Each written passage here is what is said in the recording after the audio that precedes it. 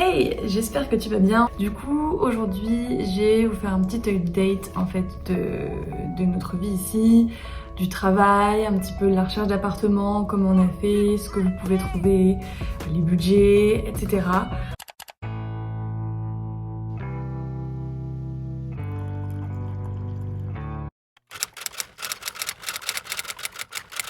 Au niveau du fonctionnement du coup du système ici, en fait quand vous trouvez un appartement, vous avez un bail en général d'1 an et c'est pas comme en France, vous avez les 3 mois de préavis. Là ici c'est différent en fait, comme vous avez signé un contrat, vous devez honorer ce contrat. Et donc si vous voulez partir de l'appartement, vous pouvez, mais à ce moment-là vous devez retrouver vous-même un remplaçant à qui céder votre contrat et qui du coup va reprendre votre contrat et le terminer. Donc nous ce qu'on voulait c'était, on avait des critères quand même assez stricts, on cherchait une location qui était courte durée pour qu'on puisse savoir après quel quartier on préférait, où on voulait aller, ou avoir la liberté si on trouvait un autre travail de pouvoir aussi se rapprocher de notre nouveau travail. On voulait aussi donc quelque chose de meublé. Après les derniers critères, c'est juste un peu de lumière et on voulait qu'il y ait 2 espaces, donc au moins une chambre et une pièce principale. Et dernière chose aussi, quelque chose qui soit pas trop loin de notre travail. Pour rechercher notre logement, on a commencé à chercher du coup de France. On a regardé principalement du coup sur 2 sites, donc vous avez Marketplace en fait tout simplement sur Facebook. Avec Facebook vous pouvez aussi aller dans plein de groupes qui vont être par exemple location à Longueuil, location à Montréal, location en fonction du quartier que vous voulez. Et ensuite vous avez Kijiji, vous avez aussi pas mal d'offres d'appartements qui peuvent être alloués. Ah oui, et faites bien évidemment très attention aux arnaques car il y en a aussi beaucoup sur internet, mais vous les repérez assez facilement normalement. En général, si vous trouvez un bien qui paraît vraiment idéal, qui est vraiment très grand pour un prix qui est un peu trop abordable, posez-vous quand même des questions. À savoir aussi que c'est donc très dur de trouver un appart meublé, surtout sur du court terme à Montréal. Mais vraiment du meublé, c'est un petit peu plus compliqué. Donc on en demandait beaucoup et on avait regardé aussi les Airbnb parce qu'au début on s'était dit en Airbnb, mais les Airbnb coûtent très cher. Du coup, non, ce qu'on a décidé, c'est d'essayer de trouver une sous-location. Alors le budget, on va dire qu'en Airbnb, le budget était très élevé. On a payé à peu près 500 € pour une semaine.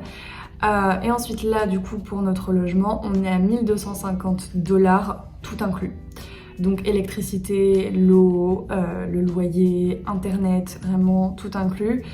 Sachant qu'on est très bien placé, proche de plusieurs stations de métro, on est à pied de pas mal de choses non plus, donc on est vraiment sur un bon compromis. Et du coup en euros, si vous voulez comparer, je pense qu'on est à peu près à 860 € par mois, donc divisé par 2, ça reste très correct pour une assez grosse ville et pour vivre dans le centre. Au niveau budget, c'est les courses qui sont quand même assez élevées, surtout si vous voulez manger un peu comme en France ou comme en Europe.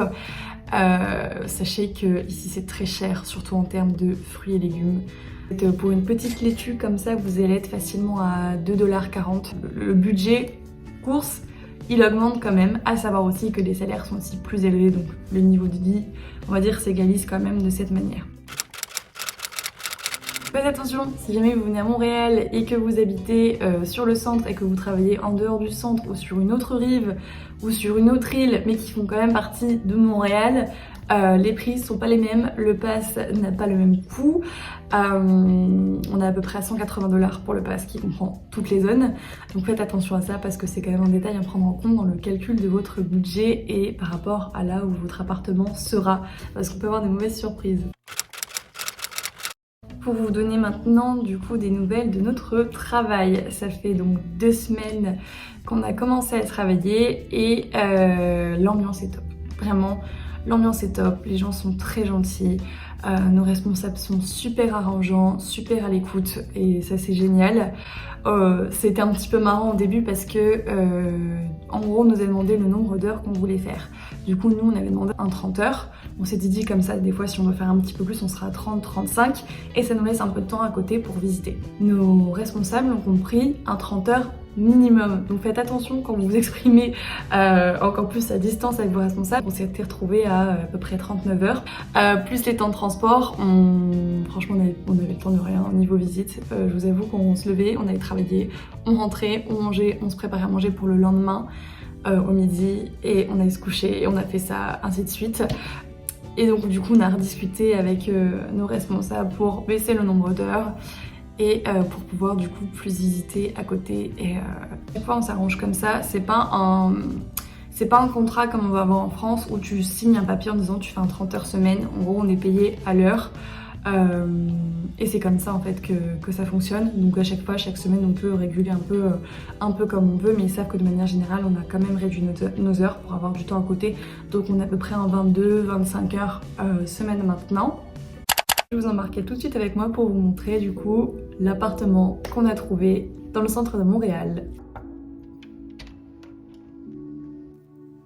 Bon, je m'excuse d'avance, je me suis rendu compte que la qualité de mon micro était vraiment pas terrible lors de la vidéo pour vous montrer l'appartement. Donc je vous laisse avec quelques images et je vais vous expliquer rapidement comment l'appart se présente. Donc dès que vous entrez dans l'appartement, vous arrivez dans la cuisine qui va ensuite mener sur un placard dans lequel on va pouvoir ranger quand même pas mal de choses. Ensuite, juste en face, vous avez la salle de bain qui est quand même assez grande comme vous pouvez le voir.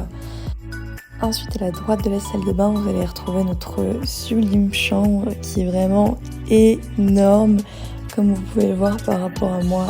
Et on a également des grands placards intégrés pour pouvoir ranger tout le reste de nos affaires. On repasse ensuite à la cuisine qui donne directement sur le salon. Oui, comme vous pouvez le remarquer, on n'a pas du tout de meuble télé. Vous avez ensuite le bureau de Guillaume sur la gauche. On passe une nouvelle fois par le salon pour ensuite voir mon bureau et ensuite la table à manger et on retourne dans la cuisine ainsi qu'à l'entrée.